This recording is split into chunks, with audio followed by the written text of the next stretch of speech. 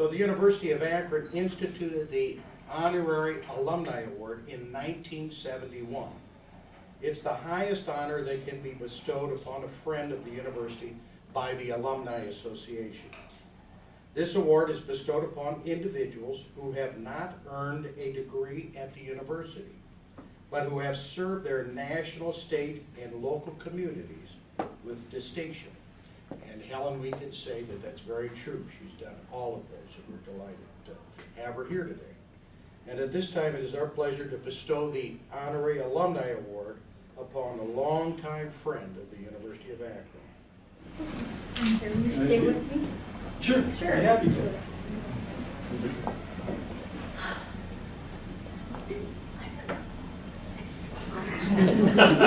That's how it works. That's the drive.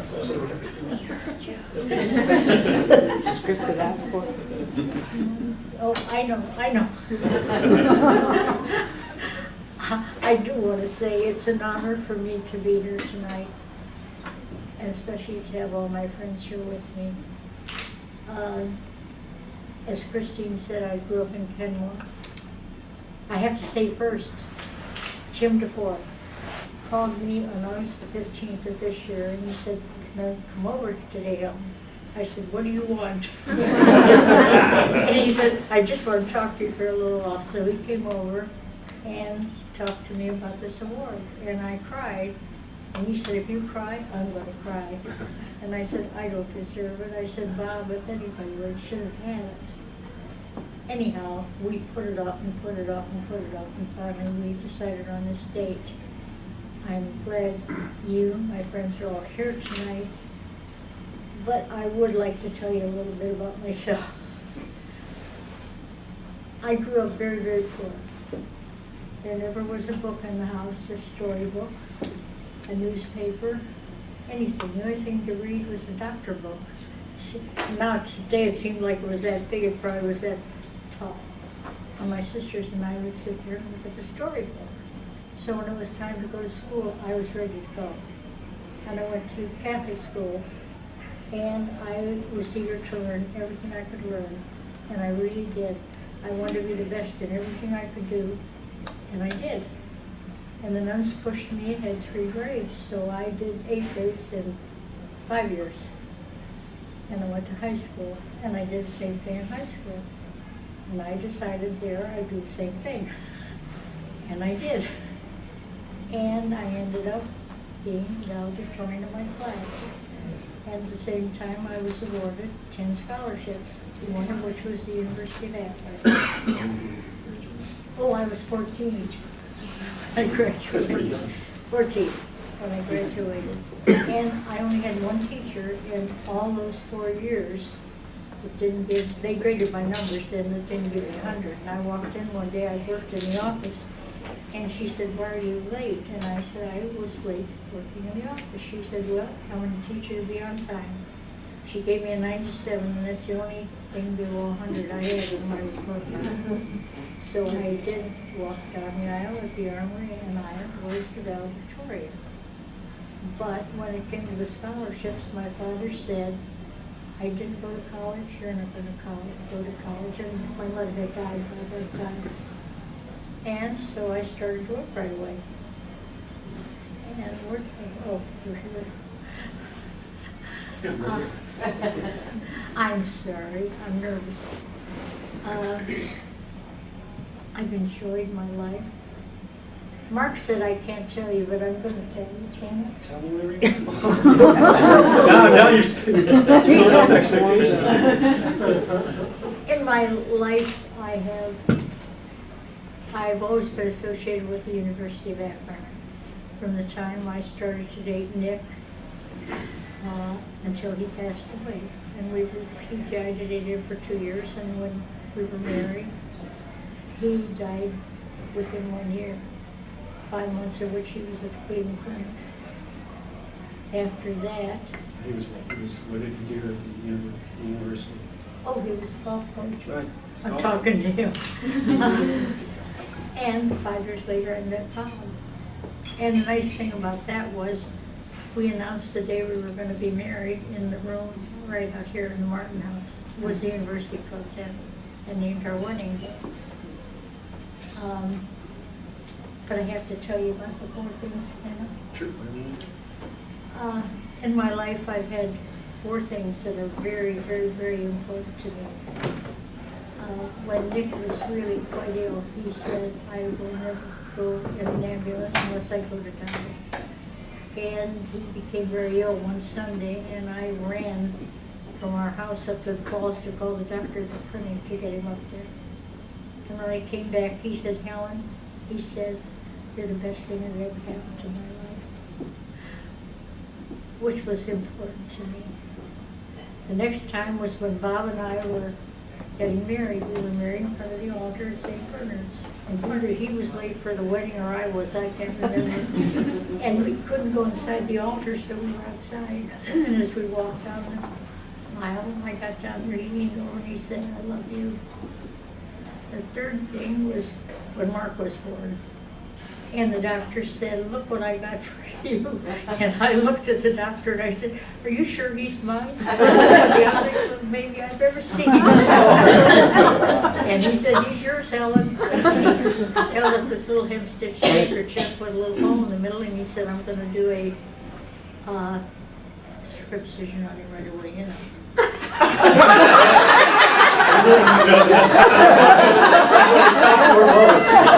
No, I expected him to look like the Gerber baby. He didn't look like that. Now you know.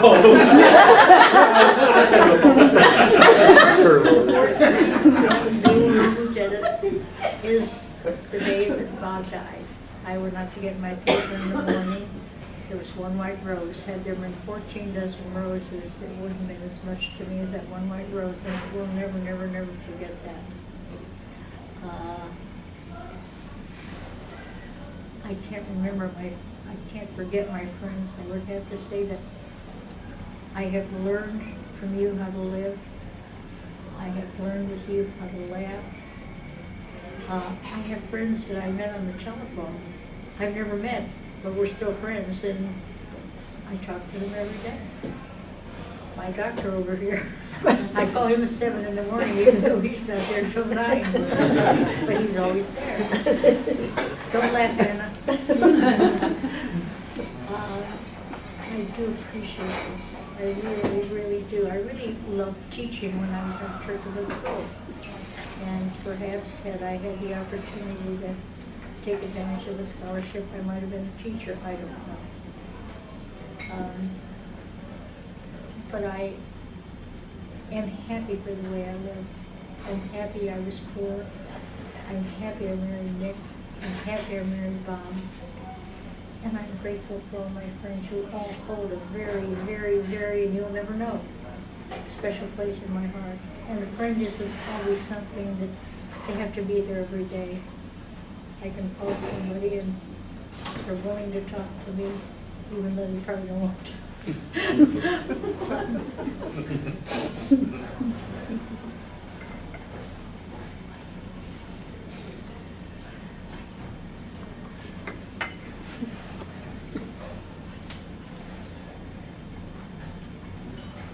Oh, yes.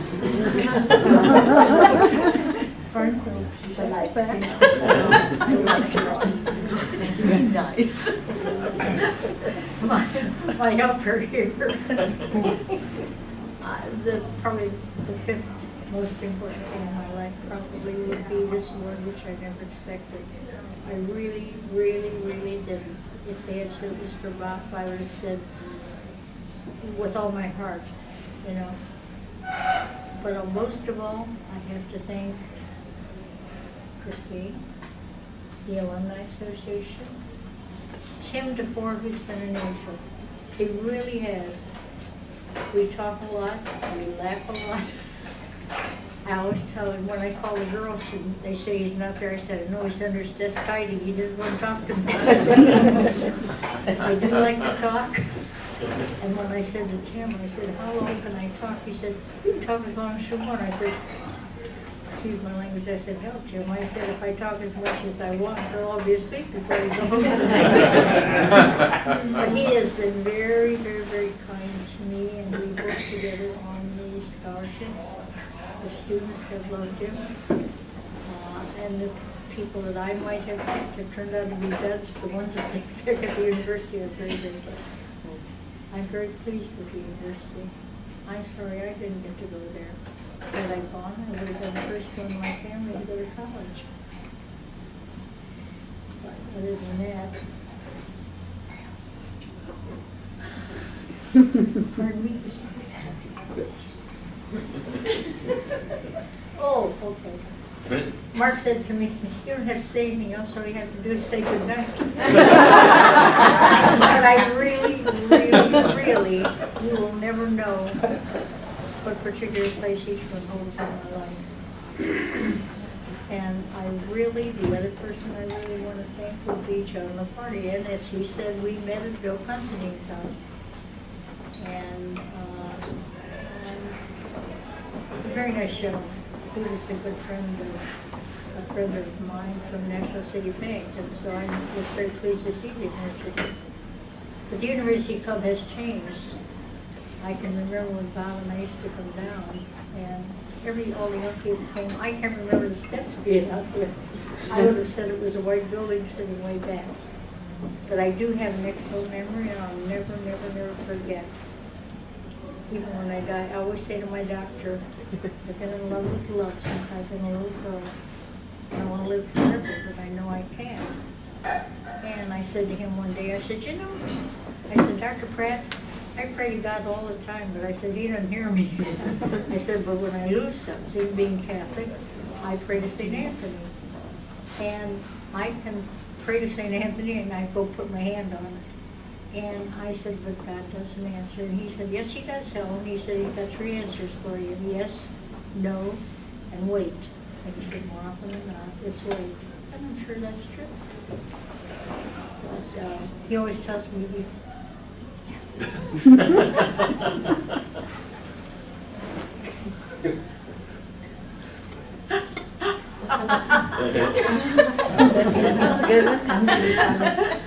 That's good. I was going to tell you too, of all my friends, my best friend that I have, I would have to say is Mark. We have times when I tell you, you wouldn't want to be around. He'll call me now that he's working on this 2016 Olympics for Chicago. And he'll say, whatever you have to say, you say now, because I don't have time to talk to you. Next minute he'll call me. He said the other day, he said, I'm sorry, I was short with you. And I said, then why in the H did you call me? And he said, do you want me to throw this phone across the room? I said, go ahead, I don't care. Not my room. We have had our good times, we have had our bad times. But I don't know what I would have done with him either after, dying. But he has been, but I could pick out something for each one of these that I hold in my heart, but I can't, I don't have time. But just so you know, you are my friends. And I love you all. What else? What? I can't do it?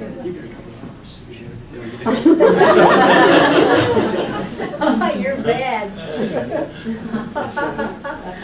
Or we do have arguments, and what I do is I take the phone, I generally put it on the receiver.